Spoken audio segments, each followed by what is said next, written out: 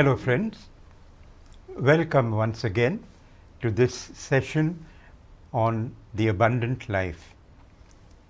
My topic for today is Give me many more birthdays. You may wonder, why such a title for a sharing? Let me explain. I met this acquaintance after almost 2-3 years in the Mapsa market. She grasped my hand and fervently exclaimed, "Thank God you're alive." I was utterly taken aback. I asked, "What do you mean? Did you read any death obituary about me?" She responded, "I love to listen to your talks, and since I didn't listen to any new talk by you on CCR TV, I thought maybe you had passed away." In consternation, I blurted, "Oh wow, I'm just sweet 72 years old. Please don't kill me off so fast. I want to celebrate many more birthdays. Yes, many more birthdays, and live to celebrate my 100th birthday." That night, the entire scene kept on revolving in my mind. I philosophized and wondered, did I really want to live 100 years? What if in the meantime I fall seriously ill, or become senile, or become incontinent in my bladder and bowel movements? What if I become a burden to myself to begin with, or to my loved ones? These were sobering thoughts. I found refuge in Psalm 90, verse 10.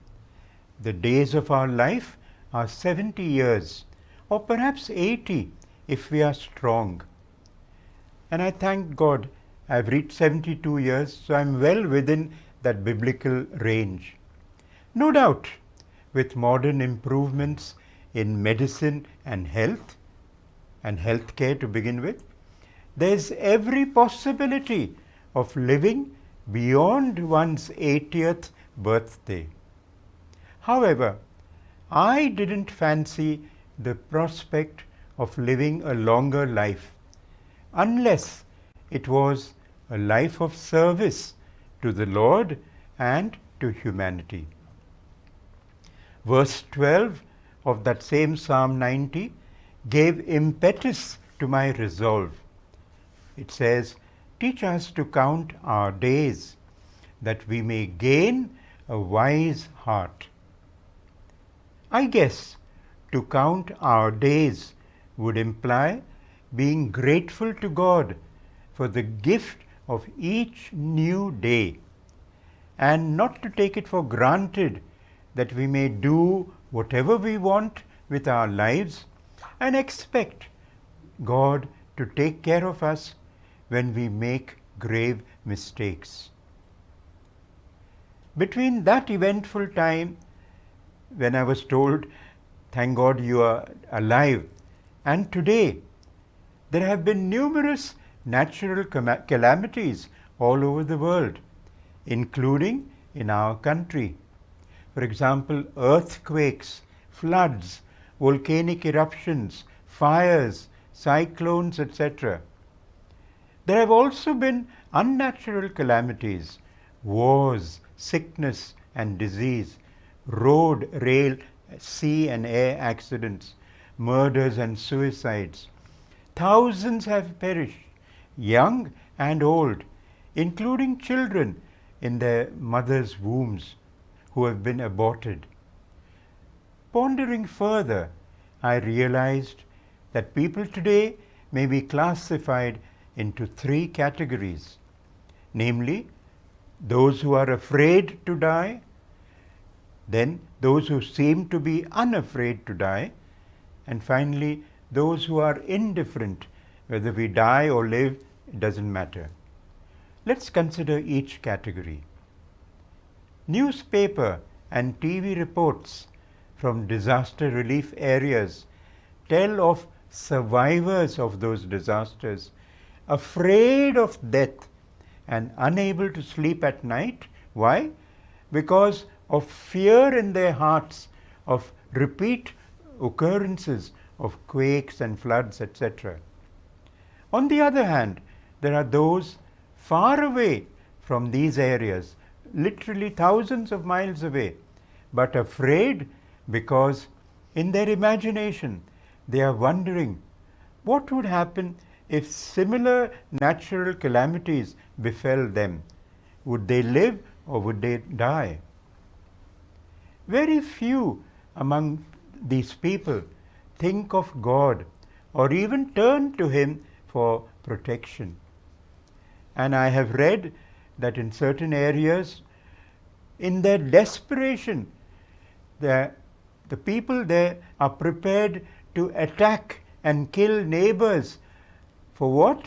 For a simple bag of groceries. Closer home, there are many who are afraid to die, wondering what to expect on the other side. On one of my visits to a certain home for the aged, I got two opposite thoughts from some inmates. One older person was afraid of the unknown. He asked, "Is there really a God on the other side?" And of course he asked similar other questions. On the other hand, a 90+ years old woman asked why God wasn't taking her. She was not so much afraid as she was fed up with life, seeing no purpose in life any longer. Let's now look at those who seem unafraid. The point I'd like to make is that they seem externally to be unafraid, but are they really unafraid? Let's look at unscrupulous businessmen, bureaucrats, political bigwigs. They may have amassed wealth, gold and jewelry, vast properties, and got fat bank balances, etc., all at the expense of the poor and downtrodden, whom they have cheated of what was legitimately theirs.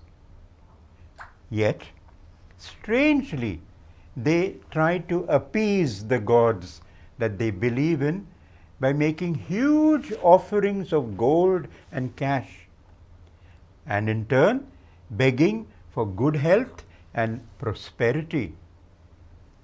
So in reality, if they are doing that, they are really afraid, isn't it? Yet, many baptized Catholics amongst the above lot of persons try to appease the Lord Jesus and yet make offerings to idols. Either the four last things of death, judgment, heaven and hell are unknown to them, or they just don't care. Besides, have you noticed? Many don't like the word death or dead. They use euphemisms. So and so has passed away. He is a dear departed. The late so and so. May you rest and sleep in peace. Or returned to the Lord, etc., etc. Whenever I myself have sent WhatsApp messages reminding ourselves of the need for repentance and to prepare to meet the Lord, I have got negative feedback. One dear friend told me, "Stop being a saint and instead try to be more human." I rolled up my eyes in wonder and disgust. I'm quite sure my sharing today may be considered morbid, and I really don't think it matters. I guess very few are prepared to face reality. Apart from those who are afraid or unafraid, there are others in denial. especially amongst today's youth in the so-called developed or Western world. Many of them are atheists or agnostics, or they have embraced various sects which don't believe in God, heaven or hell. For them, a loving God cannot send anyone to hell, but we know that He does if we don't live up to His commands. If we listen to some predictions of Catholic saints and seers, hell is houseful, and no one bothers to listen. Many people today have adopted the hedonistic lifestyle. There's no afterlife according to them. They just want to eat, drink, make merry till they drop dead. I am reminded of the parable of the rich fool that Jesus told about in Luke chapter 12 verses 16 and following. This rich fool says to himself, "My soul, you have ample goods laid up for many, many years. Relax, eat, drink, and be merry." But God said to him, "You fool, this very night your life is being demanded of you. And all these things that you have prepared, the wealth you have amassed, whose will it be?" In this context, I am reminded of a Catholic woman nearing her 80th birthday, hardly bothered about matters of her soul, but makes immense demands for expensive gifts and presents from family members and even friends who come for a visit. She hardly prays or even receives the sacraments, despite the church being nearby. TV, mobile have, sad to say, become her gods. Here, I'd like to quote Steve Jobs, or Jobs maybe, a Buddhist agnostic, co-founder of the world-famous Apple device, who died of pancreatic cancer in 2011 at the age of 56 years. This is what he said: "No one wants to die. Even people who want to go to heaven don't want to die to get there."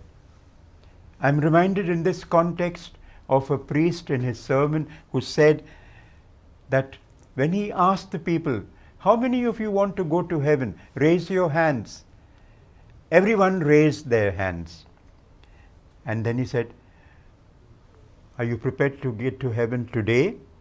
They all put their hands down. Yes, friends, we want to go to heaven, but not yet. And as Steve Jobs continued, death is the destination we all share. No one has ever escaped it. In some instances, family members of the aged and or the dying are in denial, especially if they have settled abroad for job reasons and they can't come down. When they do so, they find their parents are aging and sick and even dying. So they insist on a great birthday celebration. I heard of a man getting a heart attack during one of those celebrations. How easy it would be for those children to keep in touch regularly if possible. In this context, allow me to share my experience with my dying spouse. I was blind and had blinkers on. I refused to accept the fact that she was at death's door, despite many friends and colleagues warning me. They even gave me a magazine describing my wife's illness, which was called SLE, or lupus commonly. My tussle was between faith and reality. My faith told me, believe that the Lord will cure your wife. The reality situation was that she was dying. I missed out on a wonderful opportunity to prepare myself and my family for a holy death for my wife. Yes, friends, I'd like to elaborate a little further. When she died, I was in bitter tears because I felt I should have talked to her before she died. I should have found out what I should be doing about her parents, my in-laws, what I should be doing for my 4-year-old daughter. I should have found out from her what would she like to be wearing for her funeral. Of course, these are morbid things to discuss with your dying wife, but I heard of a similar example in my neighborhood. The sister of a good friend of mine was dying of cancer, and knowing that she was in her last stages, she called her husband and children and she said, darling, do get married again if you so wish, and please look after our children. She went to the extent of choosing hymns for her funeral mass and even the dress she would be wearing. And a few days or weeks later, she did pass away. What a beautiful death she must have had. And I missed that for my wife because I stopped my wife when she said, I'm going to die. I said, rubbish, you are not going to die. All of us will die before you and you will bury us. It was a crass remark, but I was in denial. I couldn't accept the fact that she was dying. Let's look at those who are not afraid of death. For them, this quotation, I think it is from St. Augustine, which says, our hearts are made for you, Lord, and they'll never find their rest until they find their rest in you. Yes, those who are at peace in the Lord, they don't want to be unprepared.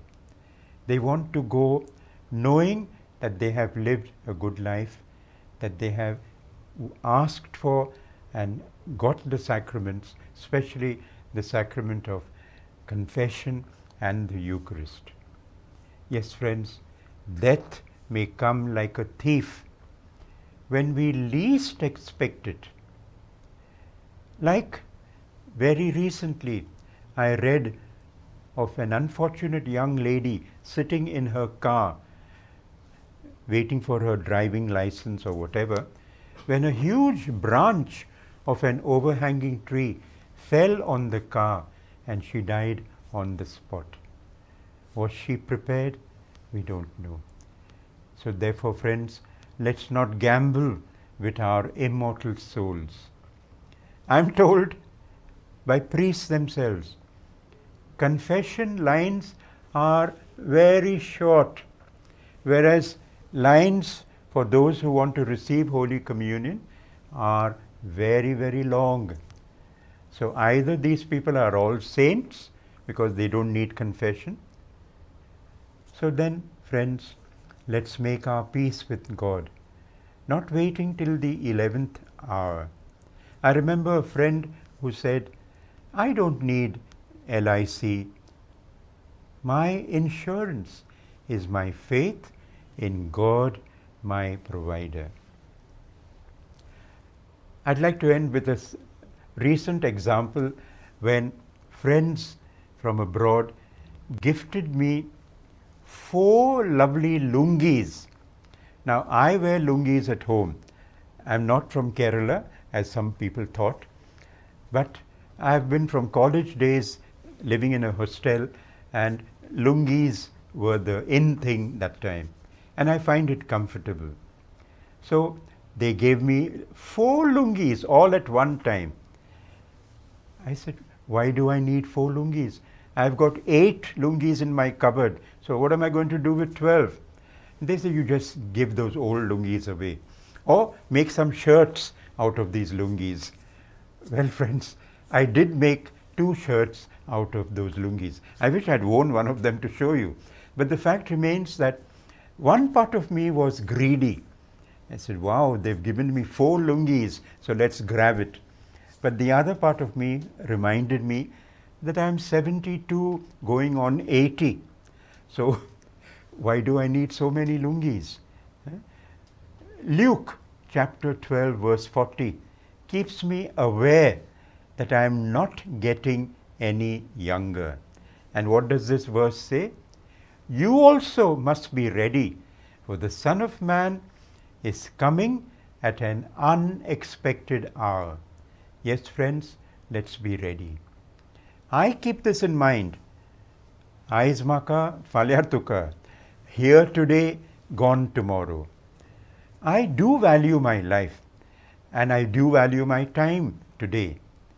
Hence, when people ask me, Koso asai, how are you? My immediate response is, Devache kurpen, how boro asa. And why do I say this? Because at 72, I am in the biblical range, and only God's grace keeps me going from one day to the next. His grace is what I am grateful for. And then I remember Job chapter 1 verse 21, where he says, naked I came from my mother's womb, and naked I shall return. This reminds me not to be a grabber, not to keep on amassing more and more things, but to give them away. Why? Because we take nothing with us but our good deeds, our good words, our smile, our good actions. So dear friends, as I end, yes, I will take as many birthdays as the Lord wants to give me, but I'm not greedy for more birthdays. I've had my fill of birthdays. My only thing is, Lord, prepare me for my death when you call. Let me not be afraid. And that's what I wish for all of you, dear friends. Keep ready. Death can come at any time, and we should be able to say, when we reach heaven's gate, Lord, accept me as I am, because I tried to live by your commandments. So God bless, dear friends, and all the best in the years or days or weeks ahead. God bless.